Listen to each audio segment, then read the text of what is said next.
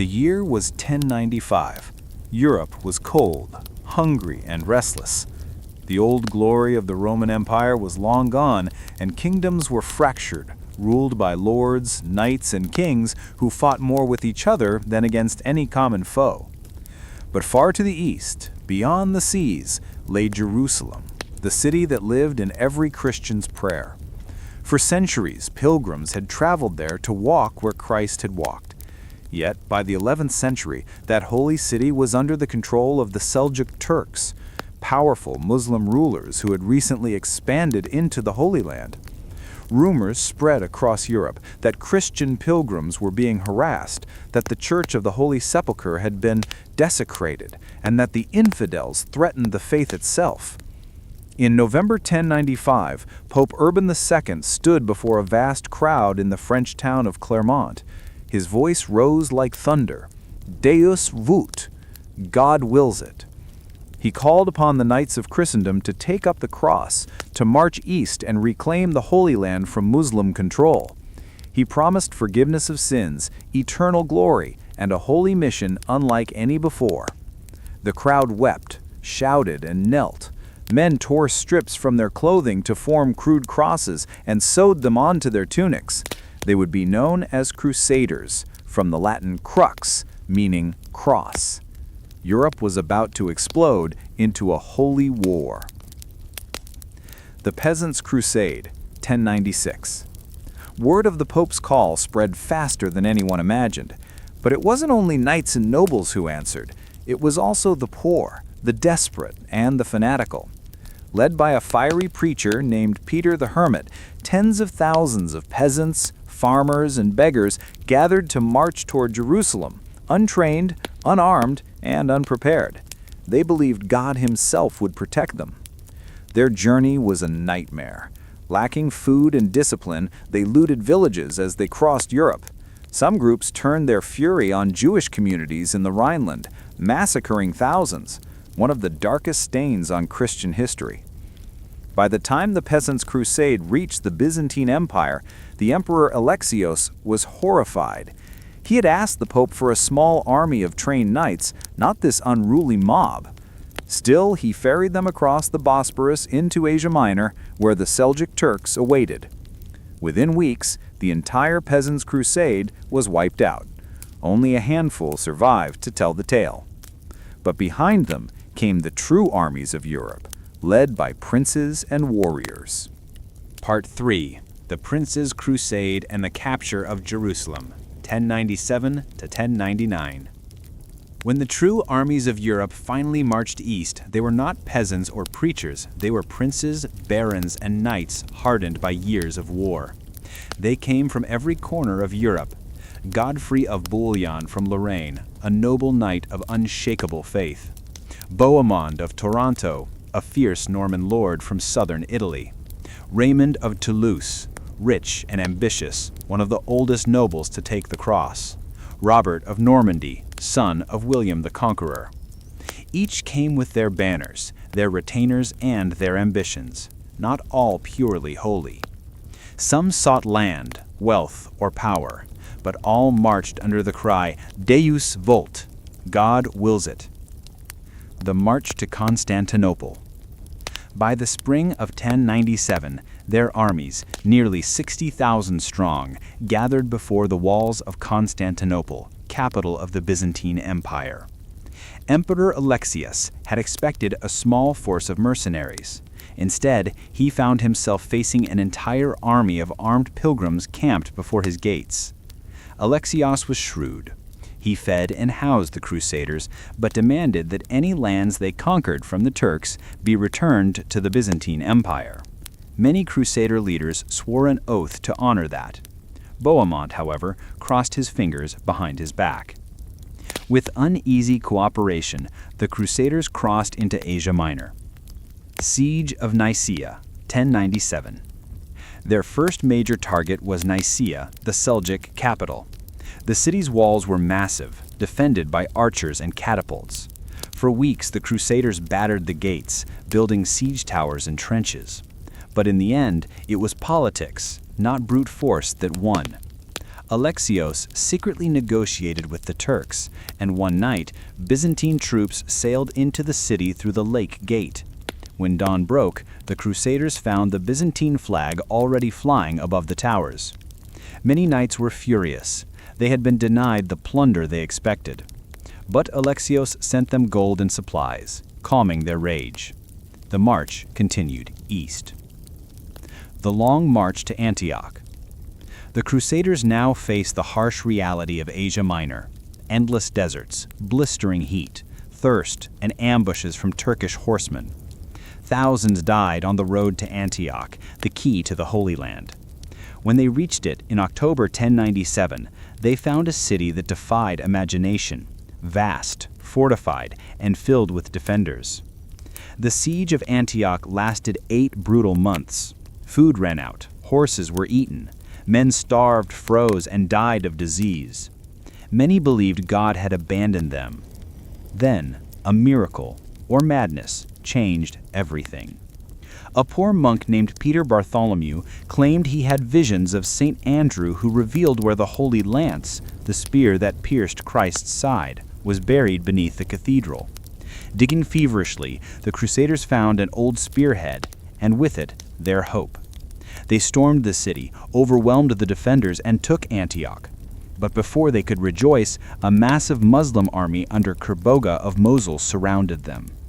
Trapped, starving, and hopeless, the Crusaders fought with the desperation of men who believed heaven was watching. Against all odds, they broke the siege and drove Kerboga's army into retreat. Antioch was theirs. The road to Jerusalem. A year later, the weary but unbroken Crusaders marched south. Only a fraction of their original number remained, yet their eyes burned with purpose. When they crested the hills of Judea and saw Jerusalem glittering in the sun, many fell to their knees, weeping. It was June 1099, 4 years since they had left Europe. The city was heavily fortified, defended by Egyptian Muslim forces. The Crusaders built siege towers, catapults, and battering rams. For days, arrows darkened the sky. Then, on July 15, 1099, a breach was made. Godfrey of Bouillon led his men up a siege tower and leapt onto the walls. The Crusaders poured into the city. What followed was a massacre. Every man, woman, and child the Crusaders found was slaughtered, Muslim and Jew alike. The blood ran, as one chronicle wrote, up to the ankles of the knights. When it was over, Jerusalem was once again in Christian hands. The Crusaders fell to their knees at the Church of the Holy Sepulchre, sobbing in prayer. For the first time in centuries, the cross flew above Jerusalem. A new kingdom was born. The Kingdom of Jerusalem, ruled by Godfrey of Bouillon, who refused to be called king. He declared himself instead defender of the Holy Sepulchre. Europe rejoiced. The Pope's dream had become reality. But in the East, a new hatred had been born, one that would shape centuries of war to come. The Muslim counterattack and the rise of Saladin, 1144 to 1187. The fall of Edessa, 1144. 40 years had passed since the Crusaders captured Jerusalem. In that time, 4 Crusader states had been carved from the Holy Land: the Kingdom of Jerusalem, the County of Edessa, the Principality of Antioch, and the County of Tripoli. They were fragile Christian enclaves in the heart of the Islamic world, surrounded by Muslim empires that were slowly regaining strength. In the year 1144, disaster struck. The city of Edessa, the northmost Crusader stronghold, was captured by Zengi, the ruler of Mosul. The shockwaves rippled across Europe. For the first time, a Crusader state had fallen. Panic and outrage filled the churches and courts of Christendom.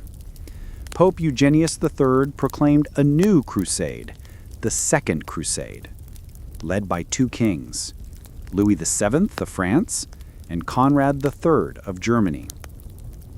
The Second Crusade, 1147 to 1149. Unlike the first, this crusade was carefully organized and disastrously executed.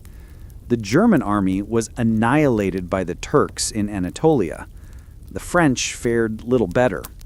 By the time they reached the Holy Land, their forces were broken and starving.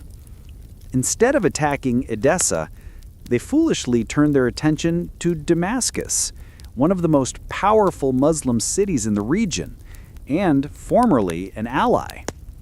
The siege failed miserably. By 1149, the Second Crusade collapsed in humiliation. Thousands were dead, and nothing was gained. But while the Crusaders were losing faith, the Muslims were finding unity. The rise of a lion, Salah ad-Din. In 1137, a boy was born in Tikrit, on the banks of the Tigris River. His name was Yusuf ibn Ayyub, but the world would know him as Salah ad-Din, Saladin. He grew up during the chaos of the Crusades, serving first under his uncle Shirkuh, a general of the powerful Syrian ruler Nur ad-Din. Saladin was quiet, disciplined, and deeply religious. Unlike the brutal warlords of his time, he showed mercy, justice, and humility, traits that would make even his enemies respect him. In 1169, Saladin became vizier of Egypt, ruling on behalf of the Fatimid Caliphate. Within 2 years, he abolished the Fatimid dynasty, uniting Egypt under Sunni Islam and placing it under the command of Nur ad-Din in Syria. But when Nur ad-Din died, Saladin moved swiftly to claim power for himself. By 1174, he was ruler of both Egypt and Syria, a united Muslim empire. The era of divided Islamic states was over. The Crusaders' time was running out. The Battle of Hattin, 1187. By the 1180s, the Crusader kingdom of Jerusalem was corrupt and divided. Greedy nobles squabbled over power, ignoring the growing threat of Saladin. Their worst provocation came from a reckless knight named Reynald de Chatillon, who broke a peace treaty by attacking Muslim caravans and even tried to raid Mecca itself. Saladin swore vengeance. In July 1187, his armies, tens of thousands strong, met the Crusaders near the village of Hattin, overlooking the Sea of Galilee. The Crusader army was led by King Guy of Lucian, who foolishly marched his men through a scorched, waterless plain under the blazing sun. Saladin's army surrounded them, cutting off every path to water. By morning, the Crusaders were dying of thirst. Saladin's archers rained arrows upon them. When the Crusaders tried to charge, their horses collapsed in exhaustion. The battle turned into a slaughter. The Crusader army was annihilated. Saladin captured King Guy and Reynald de Chatillon. He spared the king, but personally executed Reynald, keeping his vow of vengeance. The True Cross, the Crusaders' holiest relic, was captured. The road to Jerusalem lay open. The Fall of Jerusalem, 1187. Saladin's army swept through the Holy Land like a storm, taking city after city. By September 1187, Jerusalem was surrounded. Inside the walls, panic reigned. Women and children wept. Priests prayed, and knights sharpened their swords for one last defense. But when the city fell, Saladin showed mercy.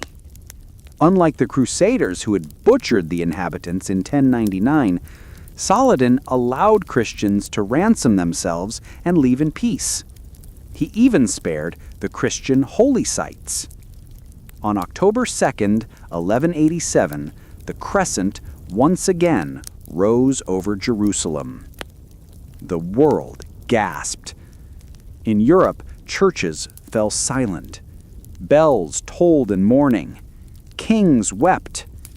The holy city was lost, and the age of heroes was not yet done. The Third Crusade and the Clash of Titans, Richard the Lionheart versus Saladin, 1189 to 1192. Told in the same cinematic, real history style as before, vivid, factual, and emotional. The World After Jerusalem, 1187. The fall of Jerusalem to Saladin sent shockwaves through Christendom. Across Europe, churches went silent. Bells tolled in mourning. From kings to peasants, all spoke the same words. The holy city has been lost. Pope Gregory VIII called for a new crusade, the Third Crusade, greater and more glorious than any before. But this time, the warriors of the cross would be led not by barons or monks, but by kings. 3 of the most powerful rulers in the world took the vow. Frederick Barbarossa, the Emperor of Germany, Philip II of France, and Richard I of England, known to the world as Richard the Lionheart. It was a gathering of legends, but pride would prove as deadly as any sword. The old emperor falls, 1190. Frederick Barbarossa, 70 years old yet still unbroken, led his German army across the Balkans and into the mountains of Anatolia. He fought Turkish ambushes, heat, and hunger, but refused to turn back. Then, in the summer of 1190, while crossing a cold mountain river, the emperor's horse stumbled. Barbarossa fell into the torrent and drowned. His death shattered the German army. Thousands turned back, only a few continued on. The first of the 3 kings was gone. The Lionheart set sail, 1191. Meanwhile, Richard of England and Philip of France set sail from Europe. Both were powerful, proud, and suspicious of each other. Before even reaching the Holy Land, they quarreled in Sicily over money, supplies, and glory. Still, in the spring of 1191, they arrived at the key coastal city of Acre, which had been under siege for nearly 2 years. Richard immediately took command. His reputation for courage and skill inspired every soldier. Within weeks, the city surrendered. But when negotiations failed, Richard made a grim decision. 2,700 Muslim prisoners were executed before the walls. Even his allies were horrified. Saladin's heart hardened. There would be no peace now. Saladin strikes back. From the hills beyond Acre, Saladin watched and waited. His army was still vast, but the Crusaders were strong and organized. He sent out riders to test them, swift attacks and ambushes, but Richard was no fool. When the Crusaders marched south toward Jaffa, Richard kept his army in perfect formation. Archers on the flanks, knights in the center, infantry forming a living wall around the banners of the cross. Saladin's cavalry attacked again and again, but each time they were repelled by the storm of English arrows. The greatest battle came near the coastal plain of Arsef in September 1191. The Battle of Arsef. The sun burned white above the sands. Saladin's horse archers encircled the Crusaders, loosing arrow after arrow.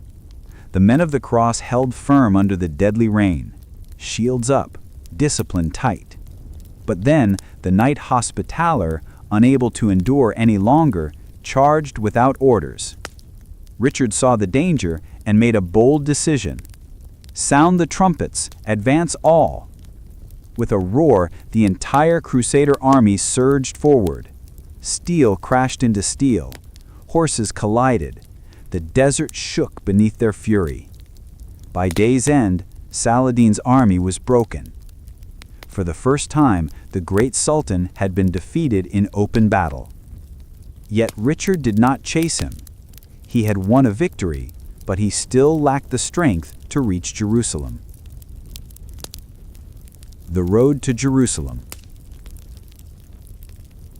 For 2 years, the Crusaders and Saladin danced between war and negotiation. Richard's army marched to within sight of Jerusalem, but his heart hesitated. The city's defenses were strong. The rains had come, and Richard feared that even if he took Jerusalem, he could not hold it.